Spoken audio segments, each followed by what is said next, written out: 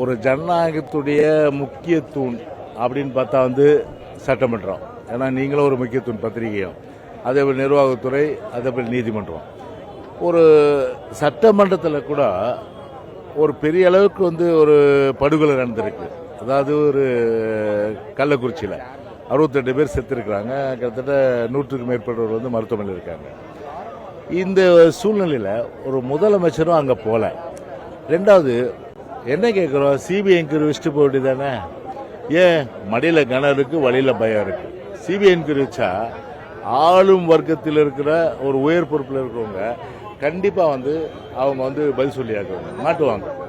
அதுக்கு பயந்துக்கிட்டு CBI enquiry வைக்கிறதுக்கு தயக்கம். அதனால் எங்களுடைய நிலைப்பாடு என்பது நீதி கிடைக்கிற வரையில் எங்களுடைய போராட்டம் அறவழியில் தொடரும்னு சொல்லிட்டு தான் இன்னைக்கு இந்த உண்ணாவிரத அற போராட்டம் வந்து இன்னைக்கு வந்து தொடங்கி இருக்கிறோம்.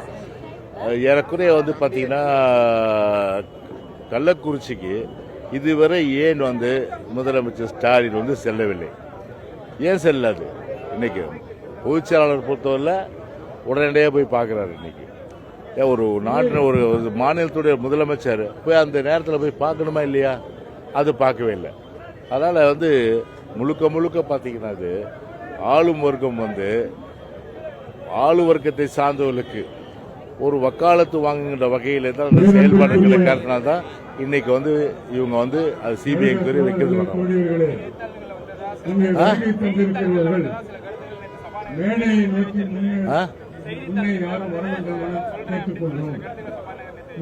சட்டமன்ற உறுப்பினர்கள் இடத்தில் ஒருவர் கூட நிற்கக்கூடாது,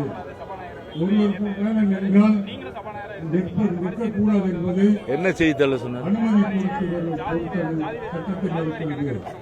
ஆகவே அவை கடைபிடிக்க வேண்டும். தயவுசெய்து இடது பக்கம் வலது பக்கம் இருப்பவர்கள் இல்ல, நாங்க கேக்குறோம். எங்க ஆட்சியில ஒரு குழு போட்டாங்க. அந்த குழு வந்து ஏன் ரத்து பண்ணீங்க? நீங்க ரத்து பண்ணீங்க. மாநிலத்துக்கு அதிகாரம் இருக்குல்ல, அதை நடத்திட்டு போக வேண்டியதானே? அதுதானே வந்து எங்களுடைய கேள்வி.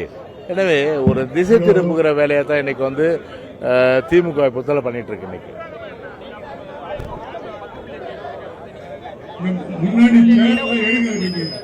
இல்ல, நாங்க அதை கொடுத்தது தானே, அது நாங்க கொடுத்தது தானே, அதை வந்து அமல்படுத்திட்டு போக வேண்டியது தானே. அதில் வந்து பார்த்தீங்கன்னா இன்னைக்கு தேர்தல் வந்து இன்னைக்கு வந்து இடைத்தேர்தல் நடக்கிறதுனால இன்னைக்கு வந்து ஜாதி வாரி கணக்கெடுப்பு சொல்லிட்டு ஒரு தீர்மானத்தை மட்டும் அமன் பண்ணிடுறாரு. ஏன் அதே சொல்ல வேண்டியதானே? மாநில அரசு வந்து இந்த கணக்கை வந்து எடுக்கும் தைரியமாக சொல்ல வேண்டியதானே? அது தைரியமாக சொல்றதுக்கு வக்கில்ல, அடுத்தவங்க மேலே பழிய போடுது, மத்திய அரசுக்கு அனுப்பிச்சிட்டுன்னு சொல்றீங்க.